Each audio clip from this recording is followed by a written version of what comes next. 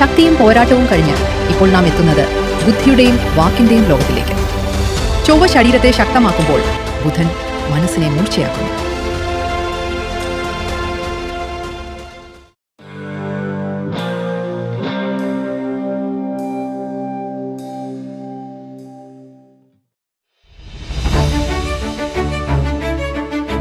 നവഗ്രഹങ്ങളിൽ വിദ്യയുടെ അധിപനായ ബുധൻ തപസ്സു ചെയ്ത കാശിക്ക് തുല്യമായി കരുതപ്പെടുന്ന തമിഴ്നാട്ടിലെ തിരുവെങ്കാട് ശ്വേതാരണ്യേശ്വർ ക്ഷേത്രം കുംഭകോണത്തിൽ നിന്നും ഏകദേശം 60 കിലോമീറ്റർ അകലെയാണ്. ഐതിഹ്യമനുസരിച്ച് ഒരിക്കൽ ശ്വേതകേതു എന്ന മുനിയെ യമരാജാവിൽ നിന്ന് രക്ഷിക്കാൻ ശിവഭഗവാന് ഇവിടെ പ്രത്യക്ഷപ്പെട്ടു എന്നാണ് വിശ്വാസം. അതുകൊണ്ട് ഇവിടെ ശിവൻ ശ്വേതാരണ്യേശ്വരൻ എന്നറിയപ്പെടുന്നു.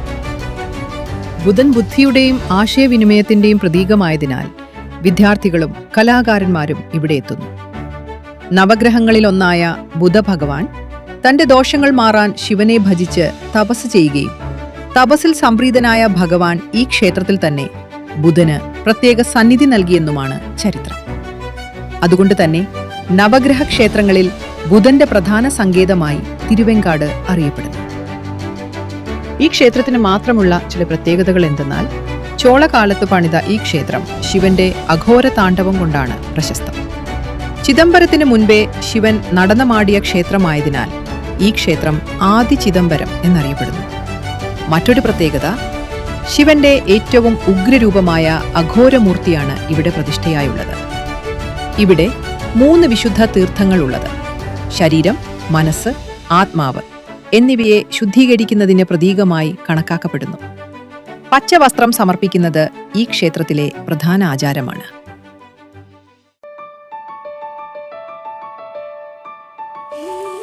ബുദ്ധി മാത്രം മതിയാകില്ല, ജീവിതത്തിന് ദിശയും ആവശ്യമുണ്ട്.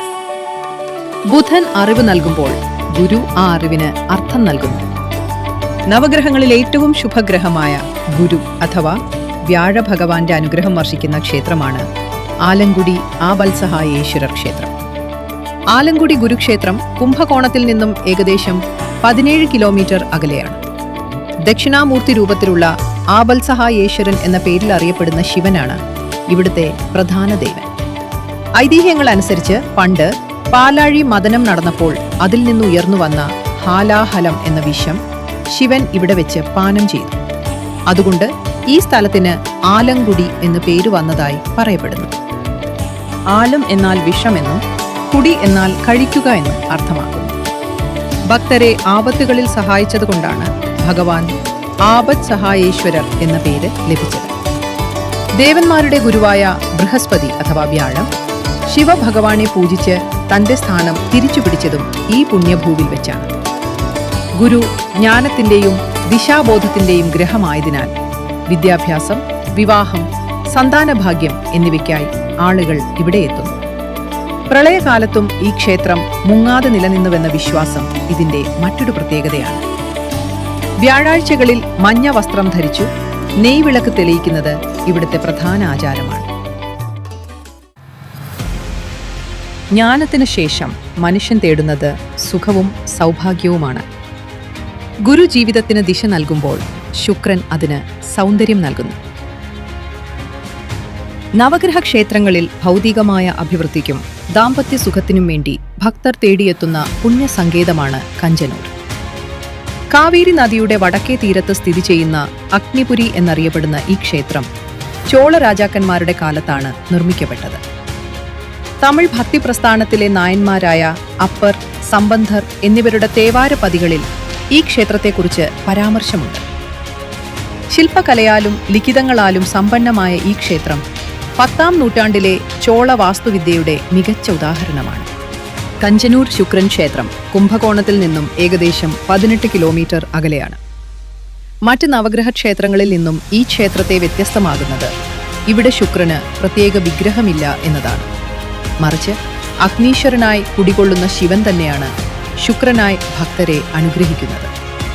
ഇവിടെ ശുക്രൻ ശിവനിൽ ലയിച്ചിരിക്കുന്നു എന്നാണ് വിശ്വാസം.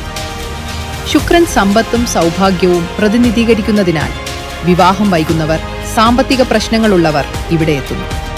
വെള്ളിയാഴ്ചകൾ ഇവിടെ ഏറ്റവും പ്രധാനപ്പെട്ടതാണ്. അഗ്നിതത്വത്തിന്റെ ശക്തി ഇവിടെ അനുഭവപ്പെടുന്നു എന്ന് ഭക്തർ വിശ്വസിക്കുന്നു. സൗഭാഗ്യവും ആനന്ദവും കഴിഞ്ഞാൽ ജീവിതം നമ്മെ ഒരു സത്യത്തിലേക്ക് കൊണ്ടുപോകും. ശുക്രൻ സന്തോഷം നൽകുമ്പോൾ ശനി നമ്മെ പരീക്ഷിക്കുന്നു.